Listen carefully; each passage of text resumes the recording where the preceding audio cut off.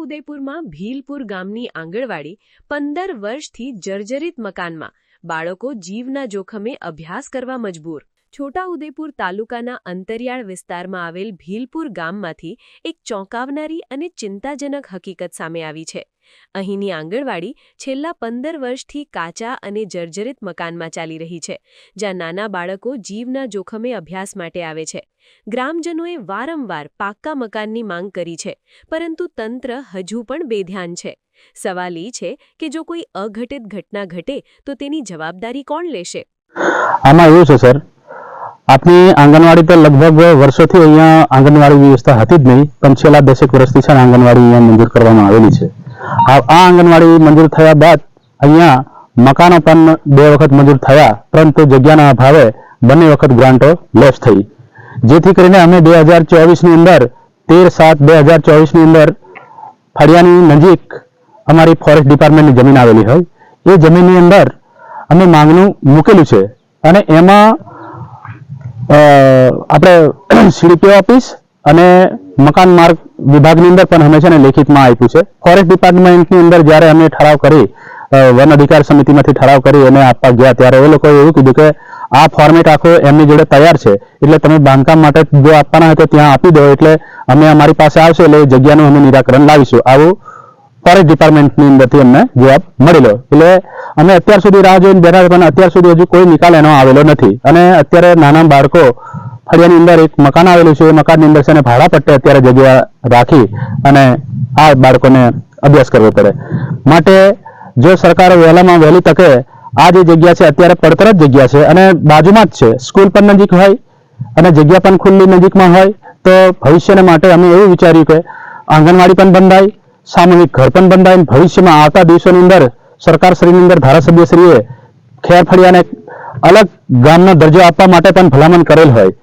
ભવિષ્યની માટે જો કોઈ બાંધકામ આવે તો એ બાંધકામની અંદર જગ્યાનો કોઈ અભાવ ના પડે, એના માટે અમે આ જગ્યા માંગી છે। તો સરકારશ્રીના કર્મચારીશ્રીઓ ફોરેસ્ટ ડિપાર્ટમેન્ટની અંદરથી પણ આવી અને આનું ખરેખર સ્થળ પર ચકાસણી કરી અને એનું તત્વરે નિરાકરણ લાવે અને જેમ બને એમ આંગણવાડી વહેલી તકે બને અને આ વહાલા બાલ પુષ્પોને એને પૂરેપૂરો બેસવા ઉઠવા માટેની સગવડ મળે એવી અમારી ગામ લોકોની ઈચ્છા છે। હાલ બાળકોને કેવી તકલીફ પડે?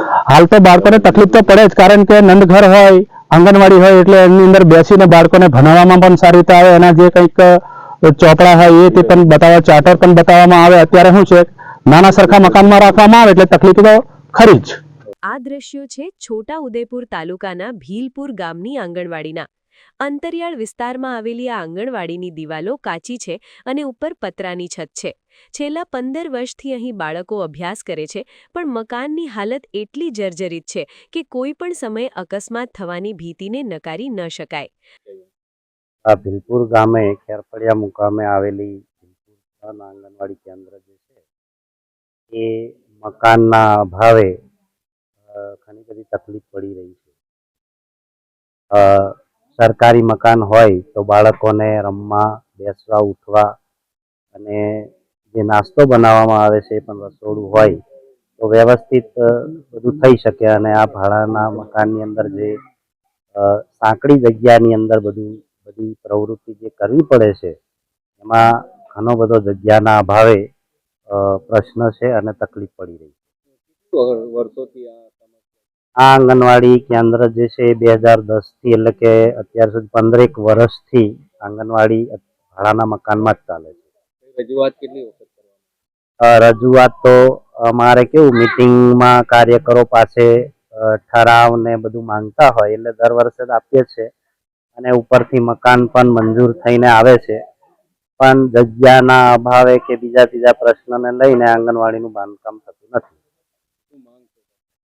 મારી સરકાર પાસે એક જ માંગ છે કે આજે ભીલપુર 3 આંગણવાડીનું મકાન એ અમને સત્વરે મળે અને યુદ્ધના ધોરણે આ જ વર્ષે મકાન મળી જાય, જેથી કરીને ચોમાસાના દિવસોમાં અમે જે આગળ મુશ્કેલીઓ, તકલીફો જે અનુભવી છે એ અમને ના પડે, એ જ માંગ છે અમારી।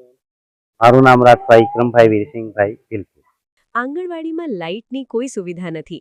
બાળકોને ગરમી લાગે અથવા રૂમમાં પ્રકાશ ઓછો થાય તો બાળકોને ઓટલા પર બેસાડવામાં આવે છે. ચોમાસા દરમિયાન પતરાની છત પરથી પાણી પણ ટપકે છે. ગંભીર બાબત તો એ છે કે આંગણવાડીમાં બાળકો માટે નાસ્તાની કોઈ અલગ વ્યવસ્થા નથી. જ્યાં બાળકો બેસે છે એ જ જગ્યાએ ગેસનો બોટલ અને સગડી જોવાઈ રહી છે. જો અહીં કોઈ અકસ્માત બને તો તેની જવાબદારી કોણ લેશે? આ પ્રશ્ન આજે પણ અનુત્તરિત છે. આ આંગણવાડી 1-2 વર્ષથી નહીં પરંતુ છેલ્લા 15 વર્ષથી કાચા મકાનમાં ચાલી રહી છે. આંગણવાડી બહેન પણ એટલા જ વર્ષોથી જીવના જોખમે બાળકોને બેસાડે છે. લાઇટ ન હોવાના કારણે મોબાઈલ ચાર્જ થતો નથી. નેટવર્કની અછતને કારણે ICDS વિભાગને ઓનલાઈન માહિતી પણ મોકલી શકાતી નથી. ખાસ માહિતી મોબાઈલથી આપવાની હોય તો બહેનને નેટવર્ક માટે ફાંફા મારવા પડે છે. આંગણવાડી બહેન પોતે પણ આ પરિસ્થિતિથી ચિંતિત છે. અમારી આંગણવાડી ભાડાના મકાનમાં ચાલે છે. 10 થી 15 વર્ષ જેટલા અહીંયા ભાડાના મકાનમાં ચાલે છે. 0-6 વર્ષના બાળકો, સગર્ભા માતા, ધાત્રી માતા, કિશોરીઓને અમે અહીંયા બોલાવીએ છીએ અને એમને THR વિતરણ કરીએ છીએ. શું તકલીફ પડે છે અહીંયા? બાળકોને બેસાડવા, સગર્ભા ધાત્રી માતાને બેસાડવા માટે અમે બહાર બેસાડીએ છીએ અને પેકેટ વિતરણ કરતા ફોટા પાડવા હોય તો અમારે અંદર અંધારું આવે છે તો બહાર બેસાડીને ફોટા પાડવું પડે છે અને ઓનલાઈન કામગીરી બધી મોબાઈલમાં નાખવાની હોય તો અમારે લાઇટની વ્યવસ્થા નથી. તો અમારી આંગણવાડી જલ્દી બને એવી અમારી માંગ છે. મકાન કેવું છે? મકાન અહીંયા જર્જરિત છે, તિરાડો પડી ગયેલી છે. તો અમારી એવી માંગ છે કે અમારી આંગણવાડી જલ્દી નવી બને. આ બાબતે અધિકારીને પૂછતા તેમણે જણાવ્યું કે ગામમાં આંગણવાડી બની જ નથી. જો કે આંગણવાડીને મંજૂર કરવામાં આવી છે. જો કે પરિસ્થિતિ બાબતે પૂછતા તેમણે સ્વીકાર કર્યો છે કે મકાન જર્જરિત છે અને બીજા મકાનમાં શિફ્ટ કરવામાં આવશે. એટલે ભીલપુર 3 આંગણવાડીમાં એવું છે કે આંગણવાડી મકાન નિર્માણ છે એટલે હજુ સુધી એનું મકાન બન્યું જ નથી અને એ હાલમાં મંજૂર થઈ ગઈ છે. 15% વિવેકાધીન યોજનામાં મંજૂર થઈ છે અને ટૂંક સમયમાં એનું બાંધકામ શરૂ થઈ જશે. મેડમ 15 વર્ષથી માંગણી હજુ સુધી સ્વીકારવામાં નથી આવી તેવું ગ્રામજનોનો આક્ષેપ હતો. એટલે એમાં એવું છે કે જ્યારે આંગણવાડી નવી મંજૂર થઈ ને એનું એ મકાન છે અને હાલ જે ભાડાના મકાનમાં આંગણવાડી ચાલી રહી છે તે મકાન એકદમ જર્જરિત છે. એક જોખમીકારક મકાન કહી શકાય. આ બાબતે આપનું શું કહેવું? એના માટે અમે કાર્યવાહી શરૂ કરી છે. ત્યાં નજીકમાં શાળા છે તો શાળામાં અમે ટૂંક સમયમાં આંગણવાડી ત્યાં ખસેડી દઈશું. મેડમ બીજું એ તો નવું મકાન બને ત્યારે પછી આપણે પ્રમાણે અલગ કિચન અને અલગ રૂમ બનાવવાની વ્યવસ્થા કરીશું આપણે ત્યારે. અને હાલમાં તો આપણે શાળામાં ખસેડીશું એટલે પણ વ્યવસ્થા કરીશું કે બાળકો અલગ બેસે અને ગેસનો બોટલ અલગ સાઈડ પર હોય. અત્યારે જે બાળકો જે છે તે જોખમી મકાનમાં ભણી રહ્યા છે તો આ મકાન બદલવામાં આવશે કે પછી એ જ મકાનમાં આંગણવાડી યથાવત રહેશે? તમે મેં અત્યારે વાત કરી એ મુજબ આંગણવાડી અમે શાળામાં ખસેડવાનું પ્લાનિંગ કરી રહ્યા છીએ. સરકાર બાળકોને સારું શિક્ષણ અને સુવિધાઓ આપવા માટે લાખો રૂપિયાના ખર્ચે આંગણવાડીઓ બનાવે છે તો પછી ભીલપુર ગામ માટે કેમ નહીં? શું બાળકો આ જ રીતે જીવના જોખમે અભ્યાસ કરતા રહેશે કે પછી આ અહેવાલ બાદ તંત્ર જાગશે કે કેમ? અથવા ભીલપુર ગામને એક સલામત અને પાક્કું આંગણવાડી મકાન બાળકોને મળે તેની રાહ જોવી પડશે. સમાચારની અવનવી અપડેટ જોતા રહો નિખરતા ગુજરાત ન્યૂઝ સાથે. નિખરતા ગુજરાત ન્યૂઝને લાઇક, શેર, સબસ્ક્રાઇબ કરો અને બેલ આઇકન દબાવીને સમાચારની ઝડપી માહિતી મેળવો.